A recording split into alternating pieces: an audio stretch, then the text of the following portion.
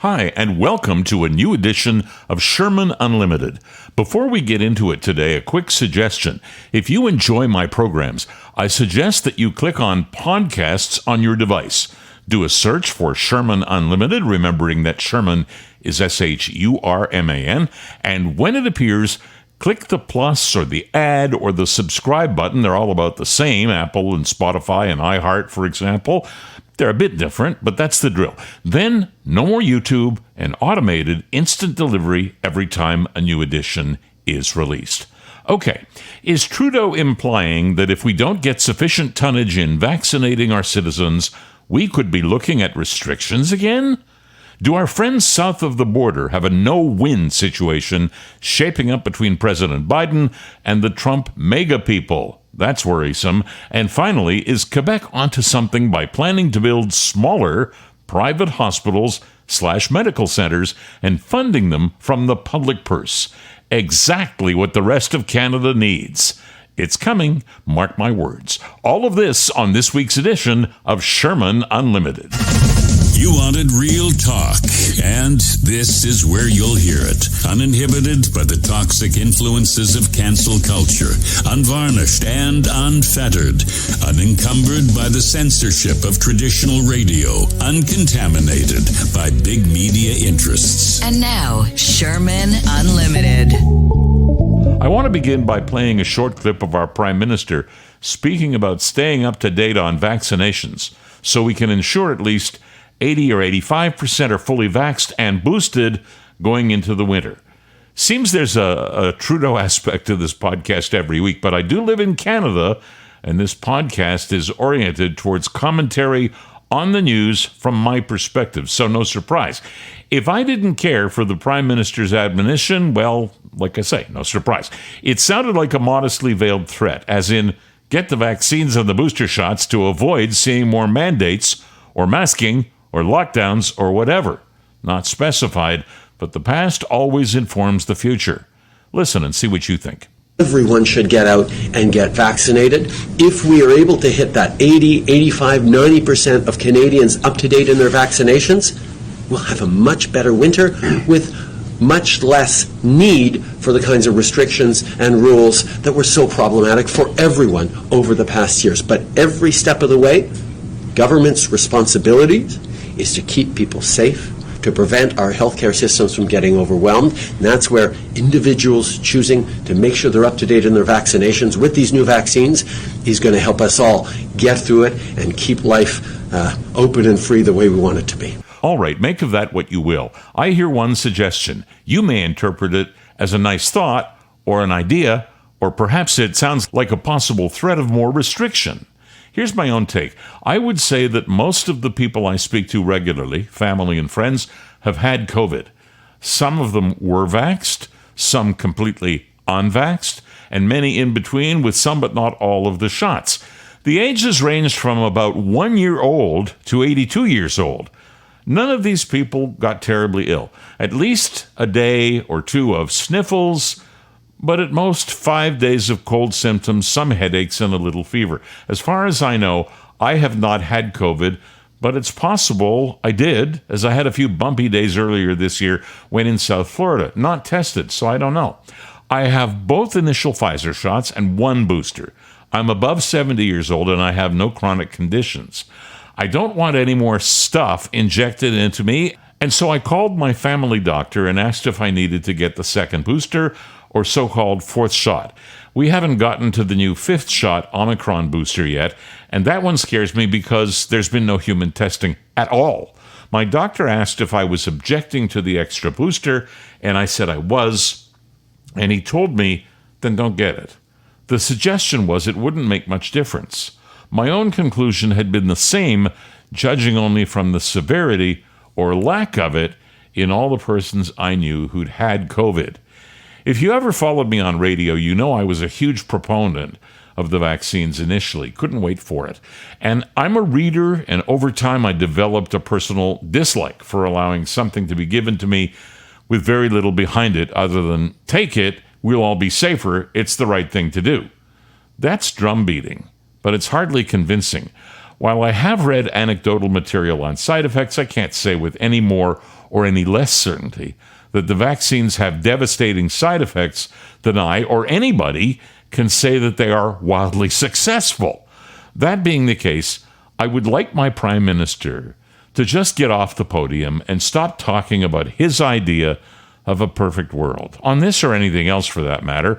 Whatever it is that prompts him to want up to 90% of us fully vaccinated, as in 5 shots, leave it alone. You have to make that judgment for yourself. I'm personally not taking anything further until a rock-solid and reliable formulation can be provided every year, just like the flu shot. And when that happens, and like the flu shot, when my doctor says take it, that's when I'll be back on the vaccine bandwagon for COVID. Until then, doing well, thank you. Status quo works for me. I'm Peter Sherman. Hey, nobody is getting canceled anymore. Not around here. In your face. One of the ongoing debates here in the Great White North is the one about public versus private health care, and the one in each of the provinces that appears to hold the individual governments and the individual premiers responsible for the particular mess in the public system in whatever province you happen to live in. I live in Ontario, so it's Premier Ford who got us into this debacle, though I can tell you that we had exactly the same difficulties 10 years ago when I was an elected official and the Liberal government was in power. In BC, I know a couple about my age who just got a call last week from their family doctors saying they weren't going to be seen in future because they were too old, and doctors can't afford the extra time older people need. The answer seems to be apparent to thinking people. Merge public with private and structure it to avoid favoritism to those with a few bucks and the dregs for those with lower incomes. But that's not it at all. I've always seen the problem we now have coming for several reasons. We are going to be an elder-dominated population in Canada for the next 10 to 20 years, when most of the boomers and some Gen Xers are gone. The cycle will then repeat itself. The bulk of one's healthcare needs happen in the final 10% of one's life. Well, in Canada, there's a preponderance of the population in that 10% wedge, period. Guess what? We can't afford or accommodate all the need. So there are untenable waits now. People with a constant need for kidney dialysis, cancer radiation, chemo treatments, heart issues, and a host of other things who need constant monitoring and or care. How do we do it? Well, last episode I spoke of Quebec and the possibility of separatism rearing its head again one of these days under Premier François Legault. But that isn't this week, and it's not next month. In fact, I don't think it's in the next year. In fact, he's running hard right now towards next month, when he is seeking a new 4-year term in an election that he called. My guess is he's going to win it in a walk. However, there are still goodies for voters, as with all parties, in all elections, in all places. Premier Legault has announced that Quebec will build the first of what will be a number of small one-stop medical centers owned and operated privately, available, though, to everyone and funded by the province from the tax purse. It's what we will see all provinces doing, mark my words, while continuing to beat the drum for better allocation of federal dollars to provincially delivered health care. These things in Quebec are called Groupes de Médecine Familiale, or family medicine groups. But Health Minister Christian Dubé called them mini hospitals. We in Quebec, he said, may have some problems like everywhere else, but no one can say they don't have bold solutions. Cost will be about $35 million each to build, a fraction of the money needed for full-blown hospitals. The plan is to keep them open 7 days a week from 8 a.m. to 8 p.m. to offer emergency medical services 24 hours per day for minor cases, and they'd have day surgery centers. They would also include house pharmacies, test centers, and radiology labs. Make sense? Of course it does. And the whiners on the socialist side can just wail away as far as I'm concerned. I know a good solution when I see one, and this fits because it serves all and it favors no one. Besides, as you've heard me say before, no publicly delivered service in health or anything else can ever rival the efficiencies afforded by private business. The first one opens in 2025, and I want to say to all other provincial leaders, hey, get busy. There's no exclusivity on good thinking. I'm Peter Sherman. How many of you paid attention to the Soul of America speech by President Biden the other day? And how many looked in on the 2-hour rally by former President Donald Trump a couple of nights later? Or did you do both like me? The United States is our close neighbor, and it's our ally. I dare say the once toasty relationship has cooled a bit over the years, but at the grassroots level, and speaking as someone who lives in the U.S. 5 months annually, individual Americans and Canadians remain fast friends. And both are well aware that our language and customs may be fairly similar, but our countries and groupthink are canyons apart. We'd do well to better understand the differences. The Biden speech in Philadelphia was interesting in that he premised it on being the president of all the people, not just Democrats. He also drew a distinction between true Republicans and so-called MAGA Trumpers. MAGA for Make America Great Again. He claims, and I'd say correctly, to be the president of all Americans right now, and yet he rejects a group of people who are not insignificant in their numbers, whether you like them or not.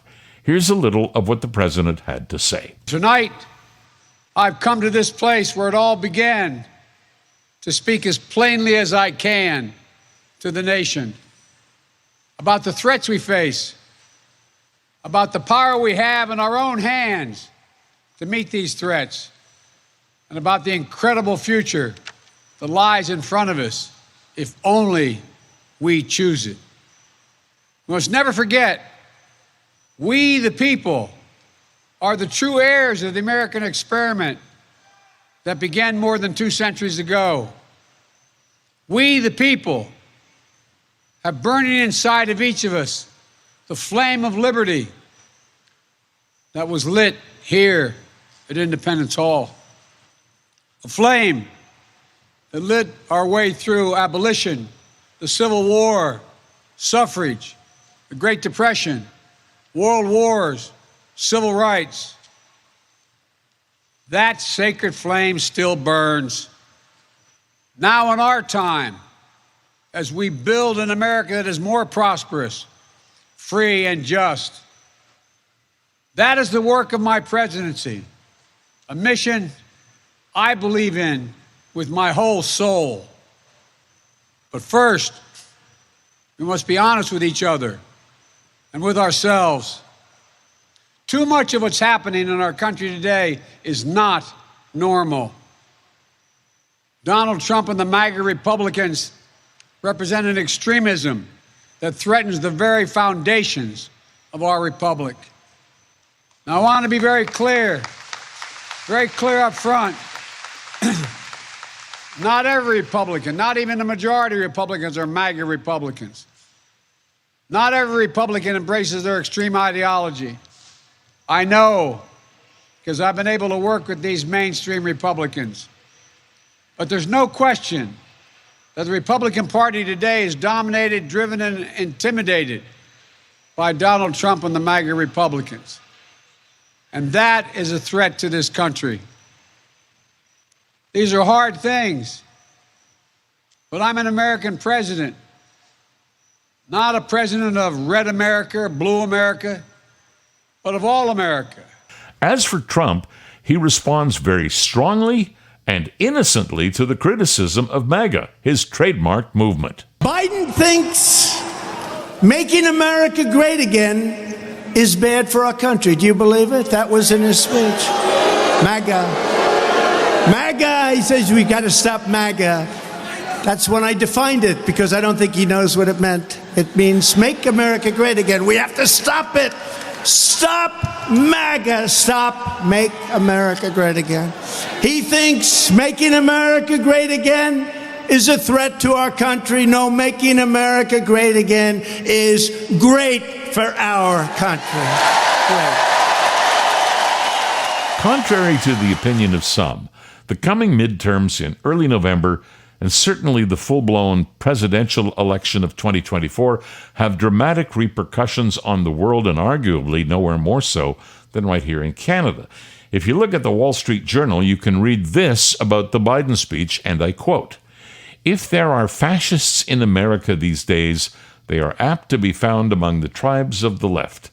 They are Mr. Biden and his people, including the lion's share of the media, whose opinions have since January 6, 2021, hardened into absolute faith that any party or political belief system except their own is illegitimate, impermissible, inhuman, monstrous, and a threat to democracy.